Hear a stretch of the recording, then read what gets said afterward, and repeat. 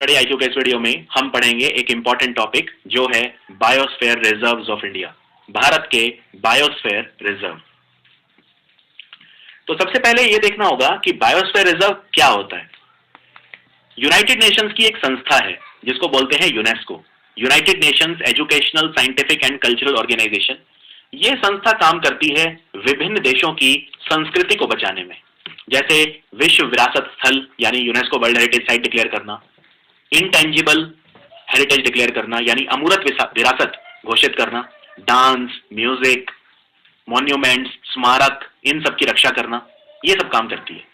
तो यूनेस्को ने 1971 में एक प्रोग्राम शुरू करा जिसका नाम था man and the biosphere programme, MAB, man and biosphere programme. ये इंटर गवर्नमेंटल साइंटिफिक प्रोग्राम था। इंटर गवर्नमेंटल होता है जिसमें बहुत सारी सरकारें मिलकर काम करती हैं, और साइंटिफिक प्रोग्राम मतलब ये है इसमें वैज्ञानिक अनुसंधान होता था। तो इसका काम क्या था? इसका काम ये था, नाम से पता चल रहा है, मैन एंड बायोस्फीयर। बायोस्फीयर क्या होता है? धरती का वो हिस्सा जहां पे जीवन है उसे बायोस्फीयर बोलते हैं। बायो मतलब भी होता है लिविंग, इसलिए कोई भी ऐसी चीज जो जिंदा है उसकी पढ़ाई को बायोलॉजी कहा जाता है। अब उसमें अगर आप पौधों को पढ़ेंगे तो बॉटनी बोल दीजिए, अगर आप जानवरों को पढ़ेंगे तो जूलॉजी बोल दीजिए। तो बहुत सारी ब्रांचेस होती हैं बायोलॉजी की भी। तो ये कोशिश है इसमें कि मानव के बीच में, मैन और बायोस्फीयर यानी हमारे पर्यावरण के बीच में एक समन्वय बिठाया जाए, एक कॉपरेशन, एक सहयोग बिठाया जाए, एक सामंजस्य बिठाया जाए। तो मैन एंड बायोस्फीयर प्रोग्राम का काम क्या था? कॉपरेशन करो, रिसर्च करो। तो ये 5 चीजें मेन थी इसमें, जैसे बायोडायवर्सिटी लॉस को रोको यानी जैविक विविधता जिस तरह से खत्म हो रही है उसको रोको। कंजर्वेशन यानी कि संरक्षण करो। क्लाइमेट चेंज को रोको, जलवायु परिवर्तन को रोको। सस्टेनेबल डेवलपमेंट यानी सतत विकास करो, ऐसा विकास जो अभी की जरूरतों को भी पूरा करे और आने वाली जनरेशंस की जरूरतों को भी नजरअंदाज ना करे, उसको बोलते हैं sustainable development. Education and research पे ध्यान दो।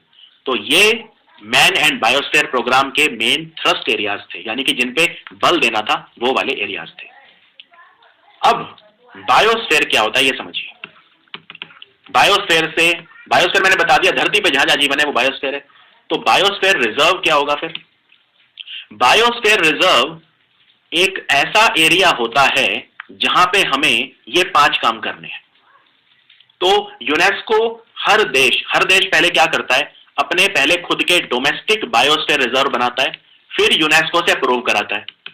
अब अगर यूनेस्को उसको अप्रूव कर दे तो वो इंटरनेशनल लेवल का बायोस्फीयर रिजर्व बन जाएगा, और इसको एक नाम दिया गया है world network of biosphere reserve. यानी अब वो दुनिया के नेटवर्क में आ गया बायोस्फीयर रिजर्व के। अंतरराष्ट्रीय ख्याति उसे मिलेगी, अंतरराष्ट्रीय लेवल का वो हो गया। नहीं बन पाया तो भी कोई बात नहीं, भारत ने तो उसे डिक्लेयर कर ही दिया, तो वो एक डोमेस्टिक यानी अंतरदेशीय बायोस्फीयर रिजर्व बन के रह गया। अंतरराष्ट्रीय तो नहीं बन पाया, अंतरदेशीय यानी डोमेस्टिक बन गया। ठीक है। अब भारत में 18 बायोस्फीयर रिजर्व है और 18 में से 11 यूनेस्को ने अप्रूव कर दिए, यानी 11 बायोस्फीयर रिजर्व भारत के ऐसे हैं जो world network of biosphere reserve का हिस्सा हैं, और 7 जो बचे वो कैसे हैं? डोमेस्टिक। यहां तक क्लियर, एकदम क्रिस्टल क्लियर। अब बायोस्फीयर रिजर्व काम कैसे करता है देखो। बायोस्फीयर रिजर्व के 3 हिस्से होते हैं। अंदर होता है कोर। अच्छा, पिछले वीडियो में मैं आपको ये बता चुका हूं, जो मैंने पिछला वीडियो टाइगर रिजर्व का बनाया था उसमें ये बताया था कि जो कोर होता है वो अंदर वाला एरिया होता है सबसे, और जो बाहर वाला एरिया होता है वो बफर एरिया होता है। ठीक है। अब और ये भी बताया गया था कि एक बायोस्फीयर रिजर्व बहुत बड़ा इलाका होता है, बहुत बड़ा एरिया होता है, उसके अंदर वाइल्ड लाइफ सेंचुरी भी होता है और उसके अंदर नेशनल पार्क भी होता है। अब इस वीडियो में आपको यह क्लियर हो जाएगा कि कौन सा एरिया क्या होता है। आपके दिमाग में जरूर उठेगा कि भाई बायोस्फीयर रिजर्व के अंदर वाइल्ड लाइफ सेंचुरी कहां पे होगी और नेशनल पार्क कहां पे होगा। तो ये समझने के लिए आपको ये पिक्चर याद रखनी है। ये पिक्चर मैंने खुद तैयार करी है, बहुत ही आसान ये आपको बना देगी। देखो, सबसे अंदर वाला जो एरिया आप देख रहे हो, ये वाला जो सबसे अंदर वाला एरिया है जिसको मैं शेड कर रहा हूं लाल रंग में धीरे धीरे, ये जो किसी कटा हुआ जो पेड़ होता है उसकी तरह दिख रहा है, डायसेक्शन की तरह दिख रहा है, ये एरिया है कोर एरिया। और कोर एरिया में कभी भी कुछ भी करने की अनुमति नहीं होती। यहां पे जानवर रहते हैं, बड़े आराम से रहते हैं, कोई उन्हें छेड़ता नहीं है, कोई पर्यटन नहीं होता, कोई मानव यहां नहीं घुसता है। हाँ, वन विभाग के लोग घुस सकते हैं, बस बाकी कोई नहीं घुस सकता। ये कोर एरिया है, कोई टच नहीं करेगा इसे। अब एक बात बताओ, क्या यही एरिया नेशनल पार्क नहीं था?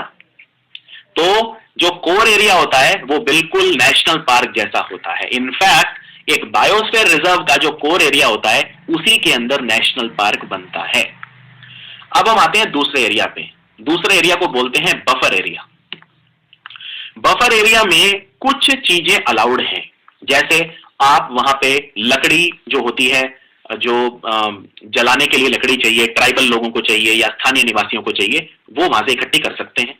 फूल पत्तियां वगैरह इकट्ठी कर सकते हैं। फॉरेस्ट प्रोड्यूस, जिसको बोलते हैं माइनर फॉरेस्ट प्रोड्यूस। देखिए, जंगल से हमें सिर्फ लकड़ी ही नहीं मिलती, बहुत चीजें मिलती हैं और उनको कहा जाता है माइनर फॉरेस्ट प्रोड्यूस या नॉन टिम्बर। टिम्बर मतलब लकड़ी, तो टिम्बर मतलब होता है लकड़ी, और लकड़ी के अलावा जो चीजें होती हैं जैसे औषधीय पौधे हैं, दवाइयां, मेडिसिनल प्लांट, आयुर्वेद की दवाइयां होती हैं, राइट, ये सब होता है। तो ये सब अलाउड होता है वहां पे फूल पत्तियां इकट्ठी करना, पर औषधीय पौधे, एरोमेटिक प्लांट, खुशबूदार पौधे, अट्रैक्टिव पौधे जिन्हें एरोमेटिक प्लांट बोलते हैं, वो सब इकट्ठे करना, ये सब अलाउड है। मछली पकड़ना वगैरह भी कुछ हद तक अलाउड है। ये सारी एक्टिविटीज अलाउड तो हैं, पर हाईली रेगुलेटेड है। कोई नजर रखेगा कि कितने लेवल पे हो रही है। थोड़ा बहुत पर्यटन, बहुत ही माइल्ड पर्यटन अलाउड है, ठीक है, बहुत ही थोड़ा पर्यटन अलाउड होता है बफर एरिया में। मैं बायोस्फीयर रिजर्व की बात करूंगा यहाँ पे। और थोड़ी बहुत पशु को आप चरा सकते हैं, यानी कि पशु को चराना यानी माइल्ड ग्रेजिंग अलाउड होती है। पशु की चराई अलाउड है, लेकिन वो भी कंट्रोल्ड होगी, उस पर भी नजर रखी जाएगी। और अगर आप कोई छोटा मोटा अनुसंधान करना चाहें, यानी एजुकेशन और रिसर्च एक्टिविटी अलाउड है, क्योंकि उससे वातावरण को फायदा ही होगा। क्योंकि बायोस्फीयर रिजर्व जो होता है, इसका पर्पस सिर्फ जानवरों को बचाना ही नहीं है, वो एक है एजुकेशन और रिसर्च भी करना है, राइट। मैन और एनवायरनमेंट के बीच में हमें एक समन्वय स्थापित करना है, तो हम एजुकेशन और रिसर्च को बफर एरिया में अलाउड करते हैं।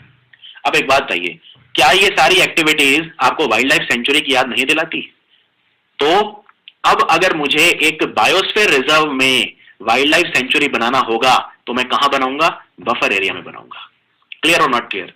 तो कोर एरिया में बनेगा नेशनल पार्क एक बायोस्फीयर रिजर्व के, और बफर एरिया में बनेगी वाइल्ड लाइफ सेंचुरी। और इसमें एक तीसरा एरिया भी होता है जो उसके बाहर होता है, जिसको बोलते हैं एरिया ऑफ कॉपरेशन या transition area. Area of corporation क्यों? क्योंकि हमें सस्टेनेबल डेवलपमेंट पे ध्यान देना है, तो इस एरिया का हम इस्तेमाल करेंगे, लेकिन इस तरह से करेंगे कि बफर और कोर एरिया पे फर्क ना पड़े, दुष्प्रभाव ना पड़े। तो यहाँ पे सड़कें निकाली जा सकती हैं, रेल की पटरियां निकाली जा सकती हैं, फैक्ट्री लगाई जा सकती हैं, यहाँ पे माइनिंग की जा सकती है अगर परमिशन हो तो, और यहाँ पे पर्यटन पूरी तरह से अलाउड है, ठीक है। तो ये तीन एरियाज एकदम क्लियर अगर आपको हो गए तो बहुत आसान हो जाएगा बायोस्फीयर रिजर्व को समझना। तो सबसे पहले कोर एरिया। कोर एरिया में ये लीगली प्रोटेक्टेड एरिया है पूरी तरह से, कोई भी मानव गतिविधि अलाउड नहीं है, यानी core area is nothing but national park. By the way, national park को हम IUCN कैटेगरी 2 एरिया बोलते हैं। यह भी आपको याद रखना है एमसीक्यू के लिए। IUCN एक संस्था है, international union for conservation of nature, जो प्रकृति के संरक्षण के लिए अंतरराष्ट्रीय संगठन है, उसे बोलते हैं IUCN। इसका हेडक्वार्टर है ग्लैंड नाम की जगह पे, जो कि स्विट्जरलैंड में है। तो कैटेगरी 2 IUCN एरिया बोलते हैं नेशनल पार्क को। बफर जोन में जैसा बताया, रिसर्च, एजुकेशन वगैरह कर सकते हो, परमिटेड है। बहुत ही कम पर्यटन, थोड़ी बहुत मछली पकड़ना, ये सब करना, ग्रेजिंग करना, जानवरों को चराना वगैरह वो है। तो buffer zone is nothing but wild life sanctuary. तो वाइल्ड लाइफ सेंचुरी जो हो गया, ये IUCN कैटेगरी 4 एरिया बोलते हैं इसे।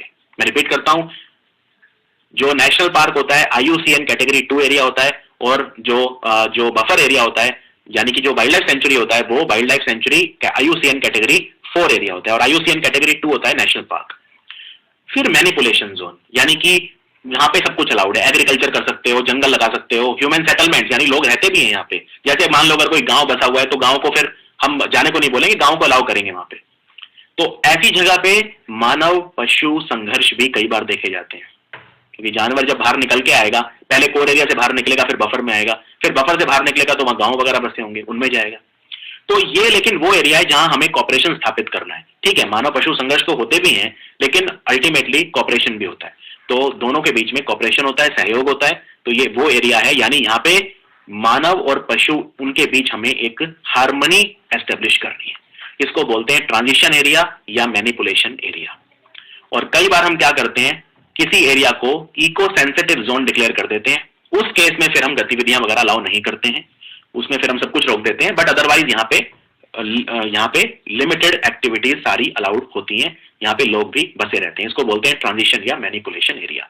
तो ये जो 3 एरिया हैं एक बायोस्फीयर रिजर्व के, ये हाईली इंपॉर्टेंट है। अब मैं आपको बायोस्फीयर रिजर्व पढ़ाना शुरू करूंगा, उससे और अंडरस्टैंडिंग आपकी डेवलप होती जाएगी। तो कितने बायोस्फीयर रिजर्व है भारत में? 18।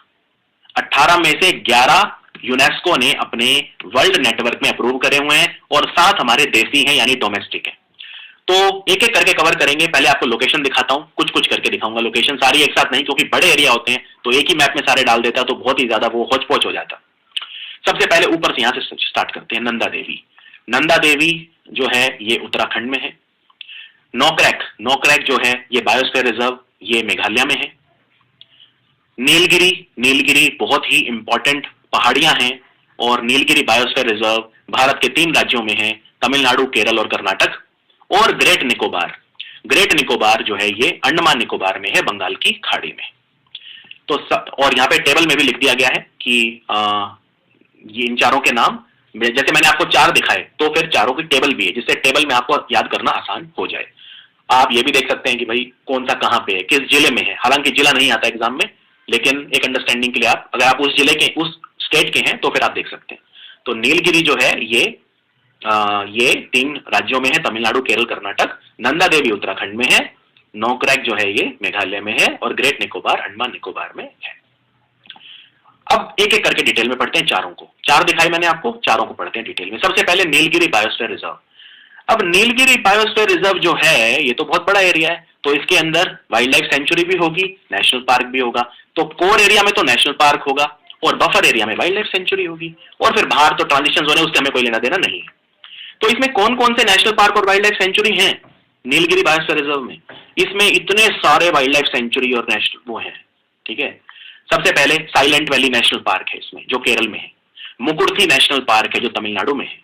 बांदीपुर टाइगर रिजर्व है जो कर्नाटक में है। नागरहोले टाइगर रिजर्व है जो कर्नाटक में है।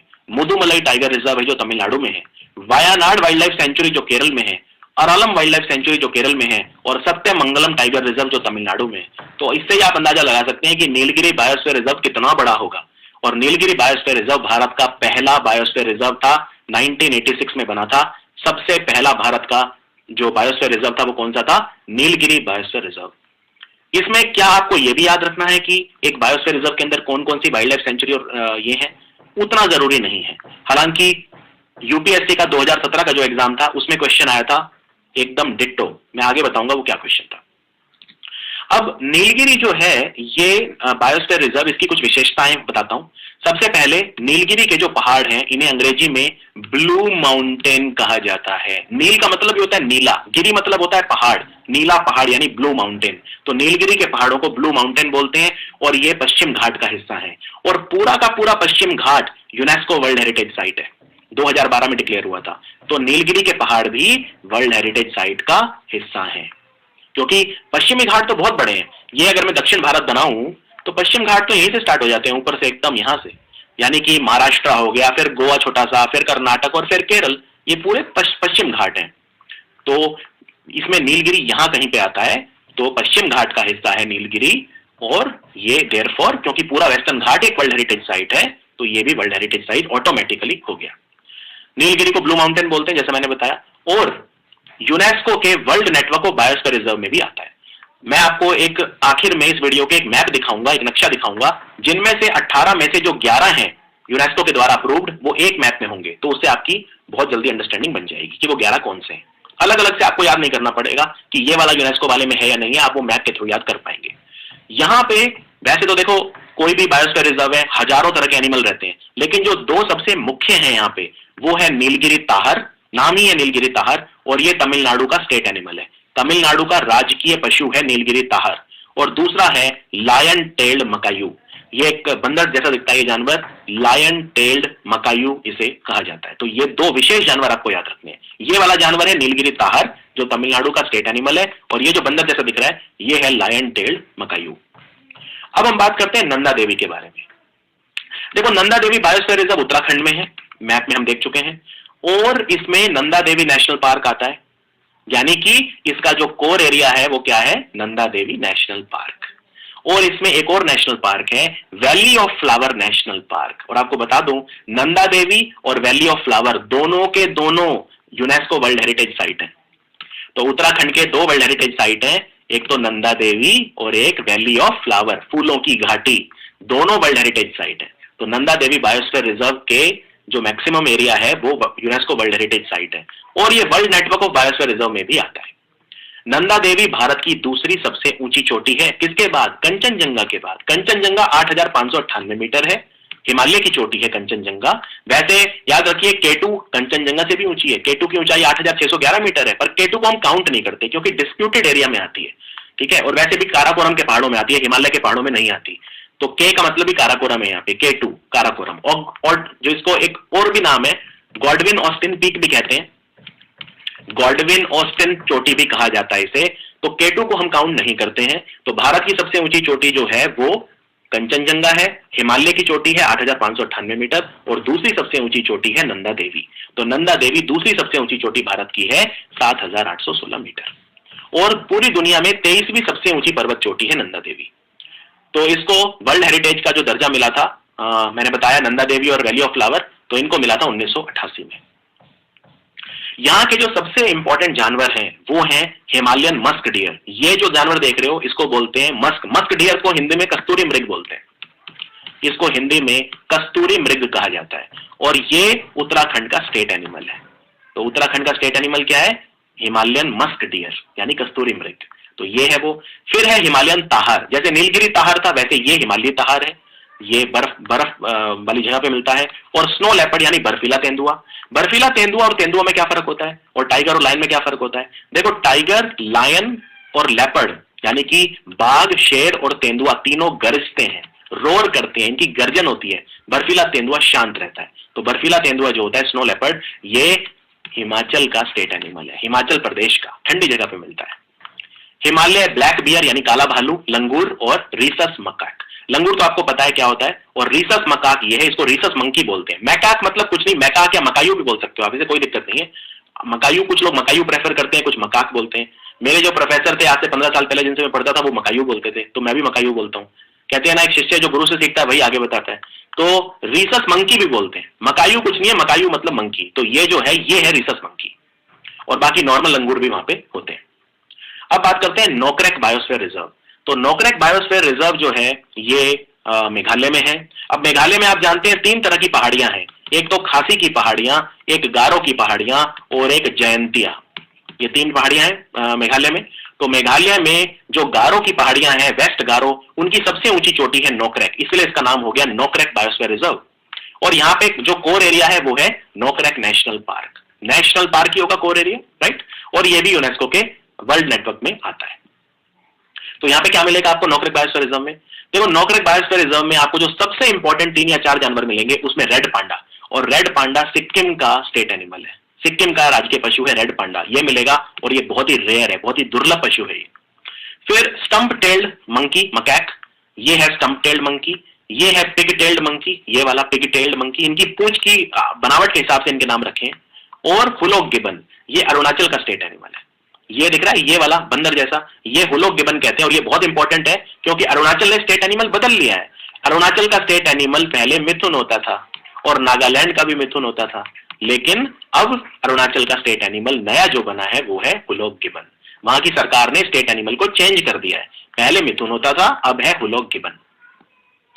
अब बात करते हैं ग्रेट निकोबार बायोस्फीयर रिजर्व। अब जो अंडमान निकोबार को जानते हैं वो ये भी जानते हैं कि भाई अंडमान और निकोबार, एक अंडमान समूह है, एक निकोबार समूह है, ठीक है। तो उसमें जो निकोबार वाला है उसमें भी कई निकोबार है, तो उनमें एक है ग्रेट निकोबार।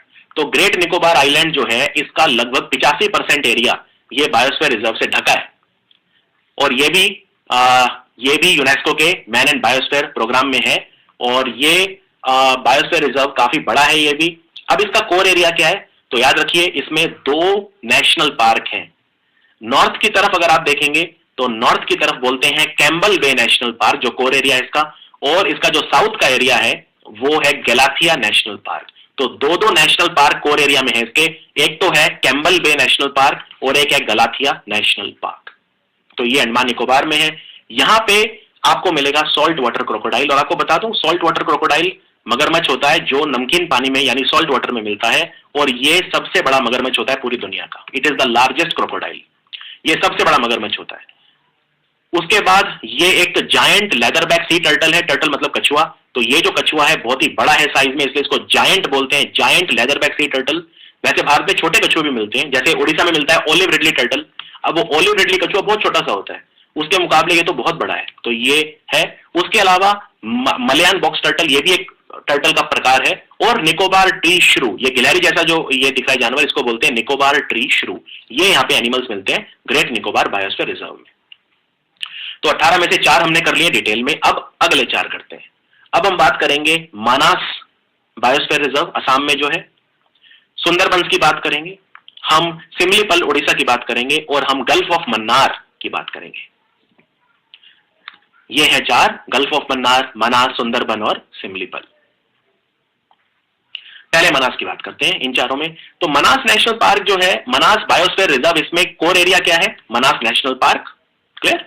और ये मनास नेशनल पार्क बहुत चीजें हैं यहाँ पे, मतलब फॉर एग्जांपल ये एक प्रोजेक्ट टाइगर यानी टाइगर रिजर्व भी है, मनास टाइगर रिजर्व भी है, ये एलिफेंट रिजर्व भी है, हाथियों के लिए भी फेमस है, ये एलिफेंट रिजर्व भी है ये, और ये नेशनल पार्क भी है और बायोस्फीयर रिजर्व भी है, ठीक है। तो ये जो नाम है कहां से आया मनास?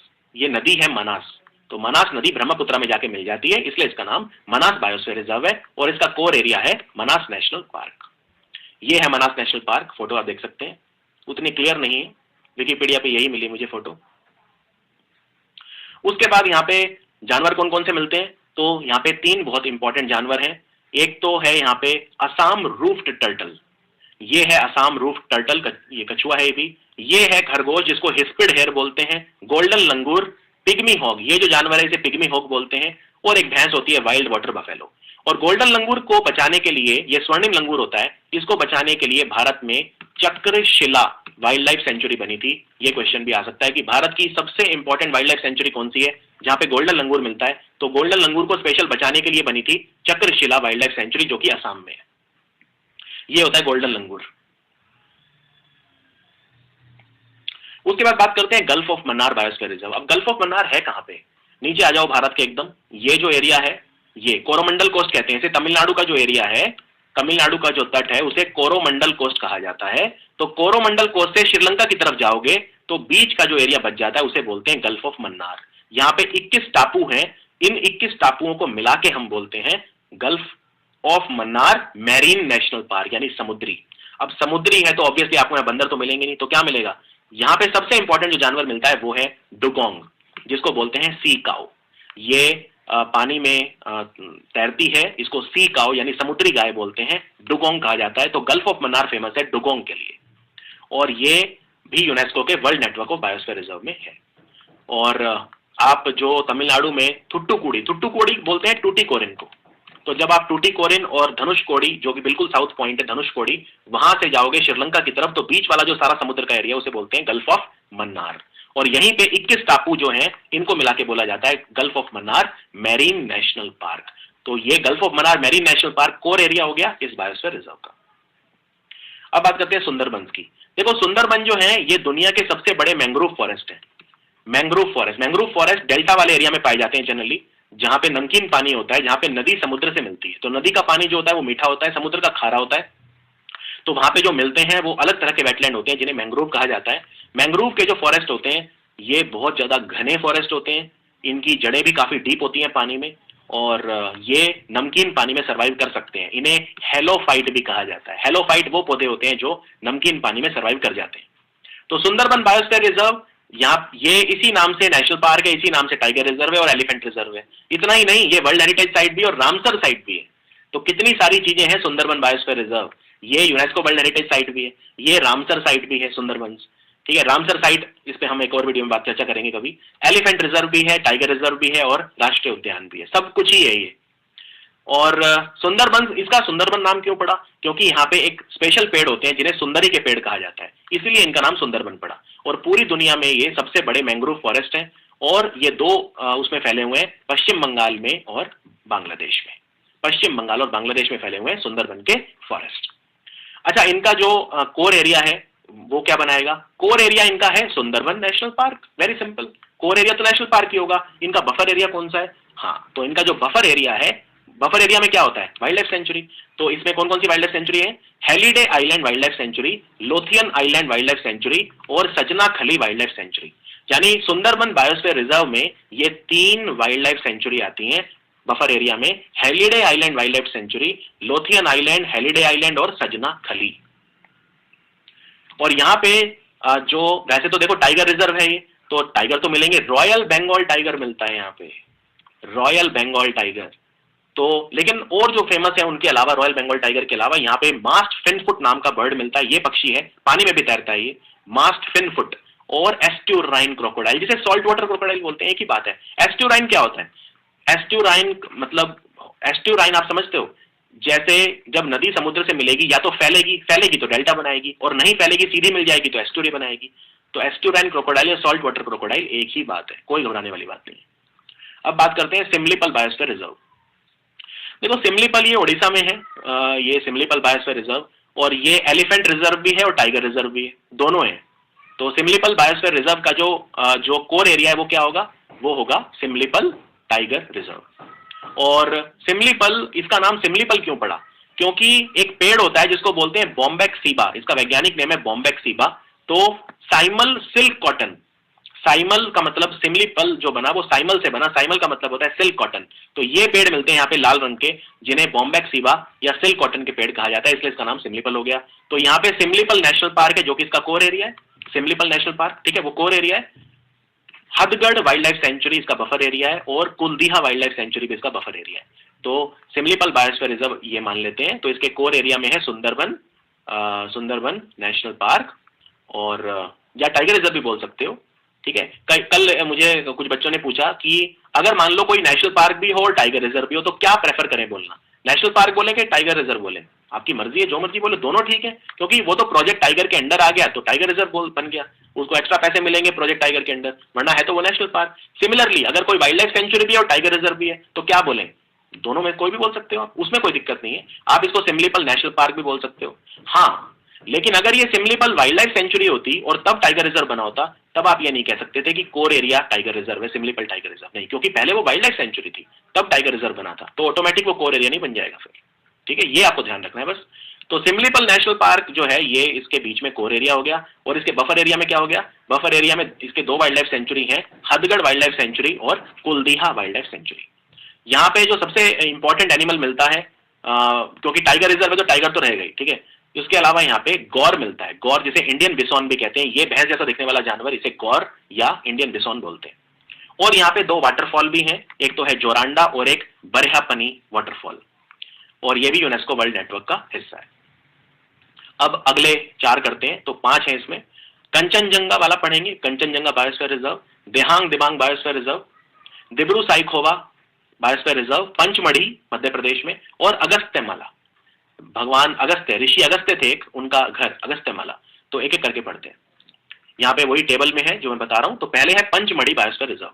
पंचमढ़ी बायोस्फीयर रिजर्व में क्या क्या आता है? इसके कोर एरिया में है सतपुरा नेशनल पार्क।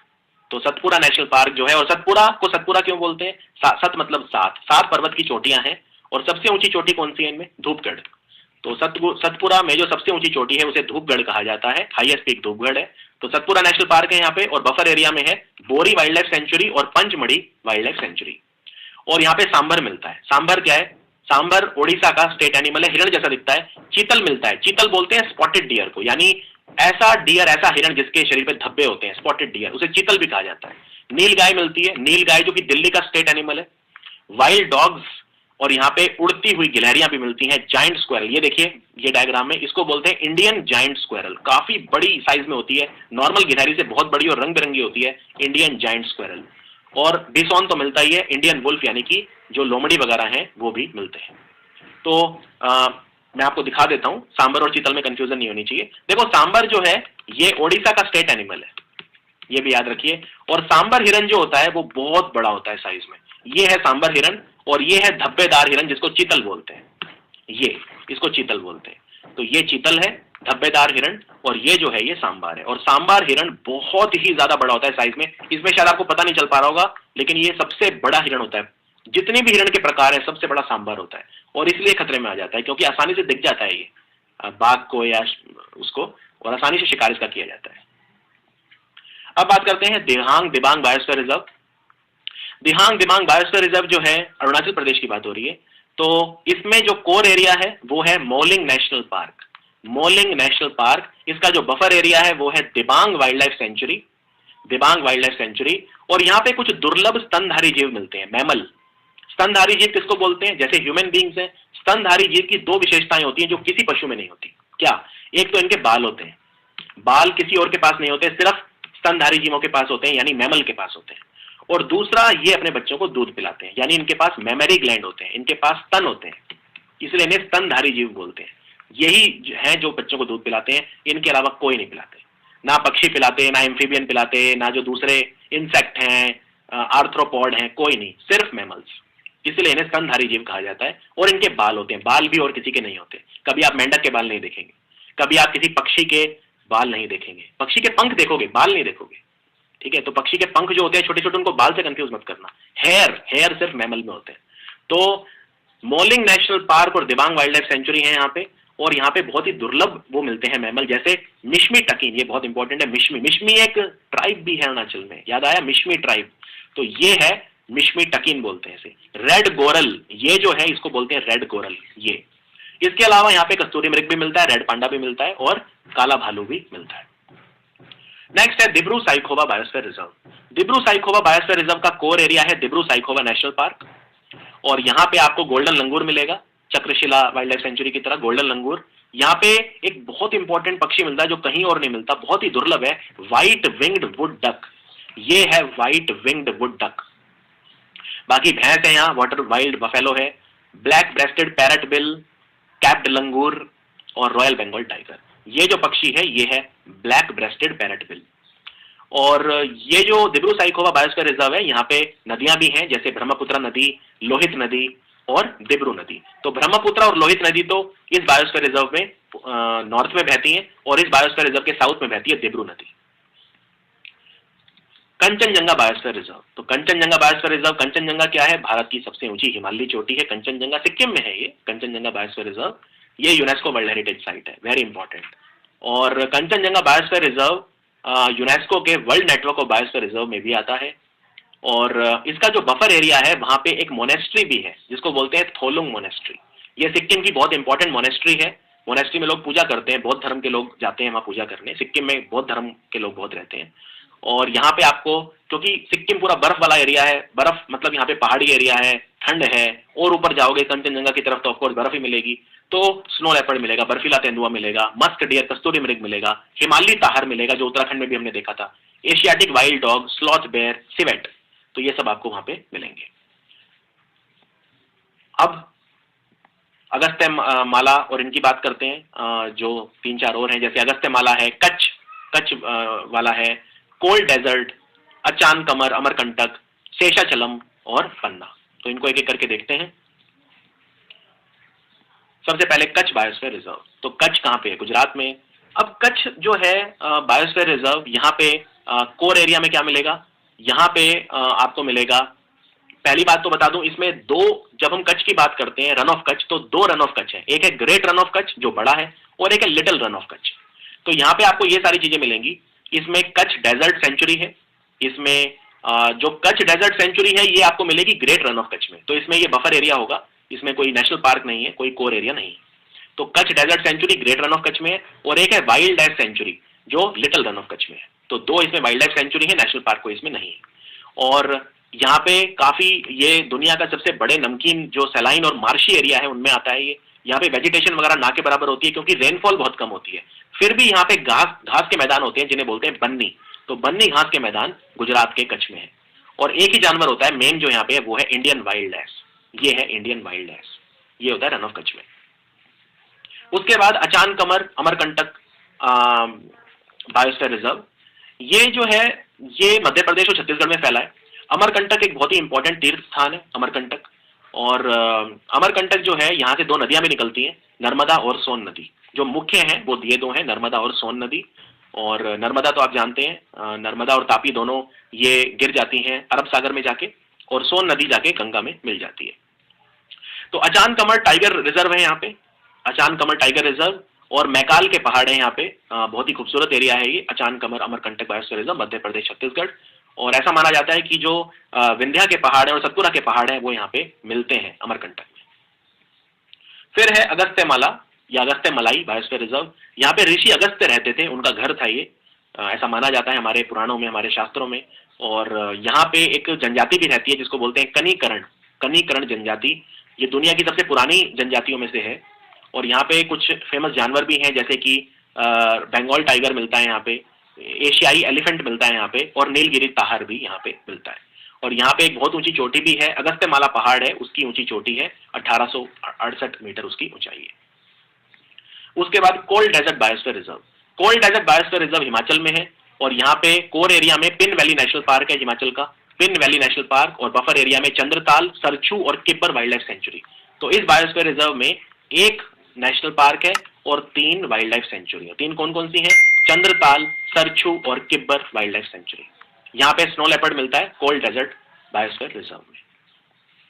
फिर है शेषाचलम हिल्स। शेषाचलम हिल वही है जहाँ पे तिरुमाला है, तिरुमाला जहाँ पे भगवान तिरुपति बालाजी जिनको बोलते हैं, तिरुपति लॉर्ड वेंकटेश्वर, ठीक है। तो श्री वेंकटेश्वर नेशनल पार्क है यहाँ पे कोर एरिया। और यहाँ पे वैसे पक्षी ज्यादा है यहाँ पे, तो यहाँ पे येलो थ्रोटेड बुलबुल ये पक्षी है, पीले गर्दन वाला बुलबुल ये पक्षी। और यहाँ पे ग्रीन पिजन मिलता है, हरा कबूतर जिसको बोलते हैं पंपाडोर ग्रीन पिजन, और व्हाइट बैग्ड वल्चर ये गिद्ध मिलता है जिसको व्हाइट बैग्ड वल्चर बोलते हैं। ये 3 सबसे मुख्य पक्षी हैं यहाँ के। श्री वेंकटेश्वरा नेशनल पार्क भी यहाँ पे कोर एरिया में है, शेषाचलम हिल्स बायोस्फीयर रिजर्व। फिर है पन्ना बायोस्फीयर रिजर्व। पन्ना बायोस्फीयर रिजर्व जो है यहाँ पे कोर एरिया है पन्ना नेशनल पार्क, और बफर एरिया में वाइल्ड लाइफ सेंचुरी है जिसको बोलते हैं कैन घड़ियाल वाइल्ड लाइफ सेंचुरी। घड़ियाल एक विशेष तरह का मगरमच्छ होता है। अगर आप इस मगरमच्छ को देखोगे तो इसके आगे एक ऐसे चोंच निकली होती है जिससे ये मछलियों को खाता है, तो इसको बोलते हैं घड़ियाल। तो कैन घड़ियाल वाइल्ड लाइफ सेंचुरी। और कैन और बेतवा नदियों को जोड़ा जा रहा है, उससे पन्ना बायोस्फीयर रिजर्व पे भी दुष्प्रभाव पड़ रहा है। यहाँ पे पेड़ वगैरह भी गिराने पड़े थे हमें, कैन और बेतवा को जोड़ा जा रहा है। ये कैन नदी जो है यमुना में जाके मिल जाती है, और यमुना फिर गंगा में जाके मिली जाती है। तो यहाँ पे आपको टाइगर मिलेगा, तेंदुआ मिलेगा, चीतल, चिंकारा, नीलगाय, सांभर, स्लॉथ बेयर, कई तरह के एनिमल हैं। और विंध्या के पहाड़ों में है ये, मेनली बुंदेलखंड वाला जो एरिया है वहाँ भी उसका भी एरिया है यहाँ पे। और यहाँ पे गोंड ट्राइब रहती है, याद रखिए गोंड ट्राइब रहती है यहाँ पे मध्य प्रदेश में। सो ये हमारे सारे बायोस्फीयर रिजर्व कंप्लीट हो गए, पूरे 18 हमने डिटेल में पढ़ लिए। अब इनमें 11 ऐसे हैं जो world network of biosphere reserve में, वो कौन कौन से हैं? तो ईयर के साथ यहाँ पे लिख दिए गए हैं इसमें, ये आप याद कर सकते हैं, लेकिन आपको मैप पे दिखाता हूँ ये 11 कौन से हैं। तो ये 18 में से 11 वो हैं जो यूनेस्को ने अप्रूव कर रखे हैं। इनको बोलते हैं UNESCO world network of biosphere reserve. तो इनमें है नंदा देवी है, इनमें उत्तराखंड, कंचनजंगा जो Sikkim, Nokrek biosphere reserve Meghalaya, Sundarban west Bengal, Similipal Orissa, Achanakmar Amarkantak Chhattisgarh और Madhya Pradesh, great Nicobar, gulf of Mannar वाला जो तमिलनाडु श्रीलंका के बीच में जो वो है, नीलगिरी बायोस्फीयर रिजर्व जो कि 3 राज्यों में है, तमिलनाडु, केरल और कर्नाटक, अगस्त्यमाला जो कि केरल और तमिलनाडु 2 राज्यों में है, और पंचमढ़ी जो मध्य प्रदेश में है। तो ये 11 सबसे इंपॉर्टेंट है 18 में से, क्योंकि ये यूनेस्को के world network of biosphere reserve में है। तो ये था हमारा complete video, complete coverage biosphere reserves of India. ये वीडियो आपको कैसा लगा? सोशल मीडिया पे जरूर मुझे फीडबैक दीजिए। अगला जो वीडियो होगा उसमें मैं रामसर साइट्स पढ़ाऊंगा आपको, वो एक अलग, बिल्कुल अलग टॉपिक है। लेकिन आपने देखा जैसे कि इस वीडियो में भी कि जैसे सुंदरबन है वो एक रामसर साइट है, तो ऐसा नहीं है कि सब कुछ नया है, लेकिन हाँ वो एक कंसेप्ट नया है कि वेटलैंड क्या होता है, आर्द्र भूमि क्या होता है, रामसर में कंट्रीज क्यों मिले, क्या हुआ, क्या बातें हुई, और रामसर साइट क्या होते हैं। सो मिलते हैं अगले वीडियो में, video number 5। Thank you so much.